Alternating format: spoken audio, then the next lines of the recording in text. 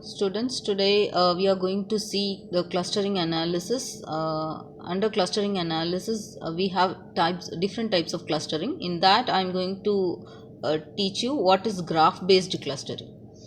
Yes, we have seen hierarchical clustering, partitional clustering, and all. So this is the third type, that is graph-based clustering. So graph-based clustering uses the proximity graph. Yes. So we have graph. You would have seen how the nodes are represented as the vertices and the edges in the network. The same thing we are going to do in the graph-based clustering also, but with the help of the proximity matrix. Okay. Now we'll see what is graph-based clustering. Start with the proximity matrix. As I said, we should have some distance matrix which is called as proximity matrix to start with the graph based clustering. Then consider each point as a node in the graph. So the regions here, the data points should be represented as a node in the graph. Each edge between the two nodes has the weight which is the proximity between the 2 points. So what is the weight between the two nodes? The weight is nothing but the distance between the respective points, or the 2 points. Initially, the proximity graph is fully connected. When we are going to start, that will be having fully connected graph with the cycles. But the resultant of the graph based clustering is the graph without cycle. Okay. Next, in the simplest case, the clusters are connected components in the graph. Yes, the clusters are connected components in the graph. This is graph based clustering sparsification. So what is sparsification? It is nothing but the amount of data that needs to be processed is drastically reduced. So densifying is nothing but increasing the population, but sparsifying is decreasing the data. So what is the use of decreasing the data? This data item is sparsification can eliminate more than 99% of the entries in the proximity matrix. So we can reduce the number of entries in the proximity matrix. The amount of the time required to cluster the data is drastically reduced. As the number of entries in the proximity matrix reduces, then the time required to cluster that particular data will also get reduced. Then the size of the problems that can be handled also.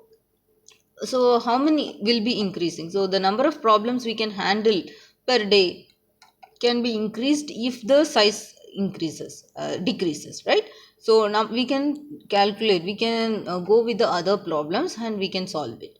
Yes, graph based clustering sparsification. Clustering may work better.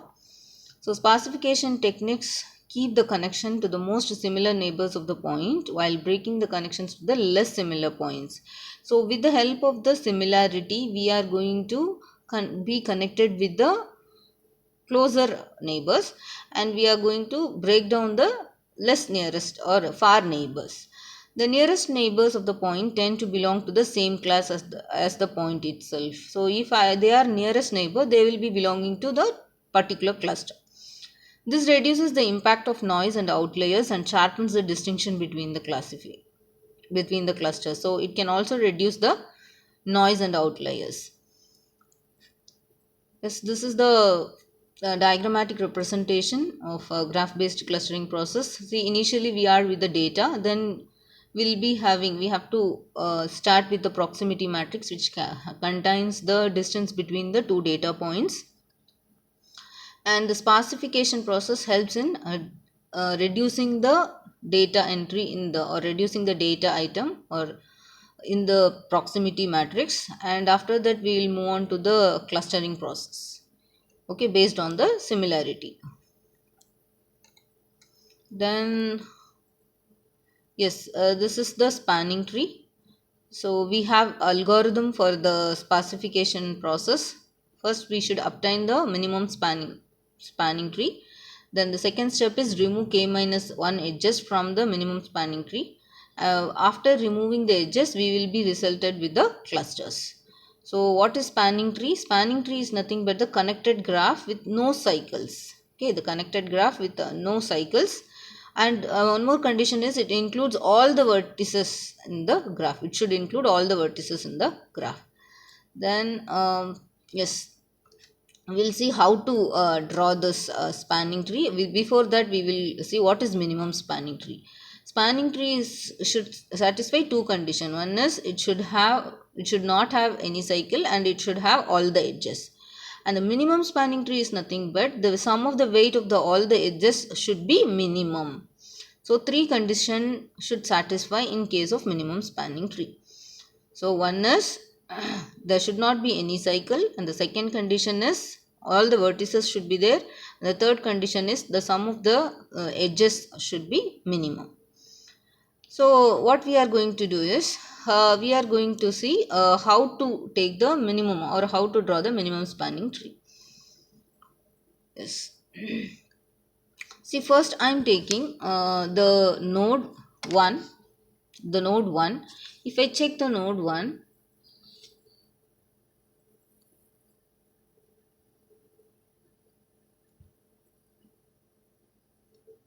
so we have three points over here. One is from the node 1 we have three paths. One is 1 to 3, then 1 to 4, then 1 to 7. Okay, so from 1 to 3 the weight is 2, and from 1 to 4 is 4, and 1 to 2 is the weight is 7. So I have to take the minimum weight edge. So if I take the minimum weight edge, that is the path from node 1 to 3, that is the weight is 2. So I will be drawing 1 to, I will be considering 1 to 3. See, I have done 1 to 3 here. Okay, 1 to 3. So next, so I have considered 3. So I have drawn 1 to 3. Now what I have to do, 3 to 4. Okay, 3 to from the node 3, what are the edges I have to check. So from the node 3 I am finding node 5 and node 4. From node 3 to node 5 the weight is 6, and from node 3 to node 4 the weight is 2, and from node 3 to 2 the weight is 3, and from the node 3 to 2 the weight is 2, but already we have taken that edge, so we cannot consider that. So between, if I compare these three edges, the minimum is the edge which starts from node 3 and goes to node 4. So I am going to consider this, and I am going to attach the node 4 with the node 3. See here, I am attaching the node 3 with the node 4 with the weight 2. Okay, next. After taking the node 4, then we have to, after adding the node 4 to the graph, we have to check from the node 4 what are the edges that goes to the other node. So from 4 to 5, then to 2 and to 1. So among these three edges which is having less weight, we have to check. So if I check that, I am finding that the weight 4 is minimum. So I will be adding the node 5 with the node 4. See, I am adding node 4 with the node 5. Okay, so after this what happens, after adding node 4 to 5 with the weight 4, then I have to check whether all the vertices have been covered. That is the condition given to us. It should, our spanning tree should have all the vertices and no cycle. So we have added 1 and 3, 4 and 5, but 2 is not added. So we have to go to node 2 and check. So these edges, the edges that starts from the node 2 and reaches the other nodes. So from node 2 to node 1 the weight is 7. From node 2 to node 3 the weight is 3, and from node 2 to 4 the weight is 5. So among these three edges which is having less weight, we have to check. So I am finding that node 2 to node 3 is having the minimum weight, that is 3. So I will attach node 3 with node 2 with the minimum weight which is having minimum weight. So I am attaching here, I am attaching node 3 with the node 2 which is having minimum weight. See here, I have to attach here. Then so finally I am getting the spanning tree like this. After attaching the node 2, I will be getting the spanning tree.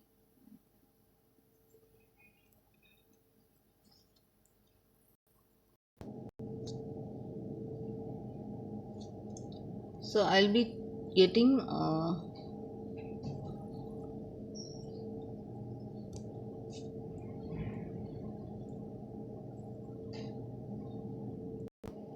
so after attaching the node 2 to 3, I'll be finding the way spanning tree like this.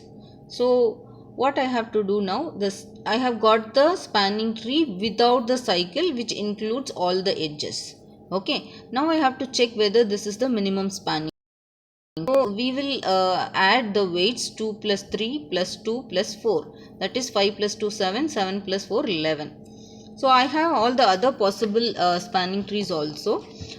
In that, if I check, it is 13 and the another one is 17. So I am going to consider this weight. So among this, I find that the minimum spanning tree is 11. So I'll be considering that. So according to the algorithm, we have constructed the minimum spanning tree, which is this tree. Okay, now what we have to do is we have to remove the edges which is having maximum distance. So if I remove that, so which is having the maximum distance among these weight, I am finding that 4 is the maximum edge, and next to 4 the maximum is 3. So I'll be removing k minus 1 edges. Okay, so if I want to create 3 clusters, then I have to remove 3 minus 1, that is 2 edges. Okay, so I am removing 2 edges that is having maximum weight. So after removing the 2 edges, I will be getting this. So I have removed the edge between 2 and 4 and the 4 and 5. Now I have been resulted with the 3 clusters. See here, this is one cluster which is connected, and this is one cluster which has only one node, that is 2, and this is another cluster which is having the node 5. So this is how I can create the cluster. I can create or cluster the data items with the help of the graph based clustering. It just involves 3 steps. First we have to construct the minimum spanning tree. Then we have to remove k minus 1 edges. And the third step is we will be resulted with after removing the edges, we will be resulted with the clusters. Hope you would have all understood the concept. Thank you so much.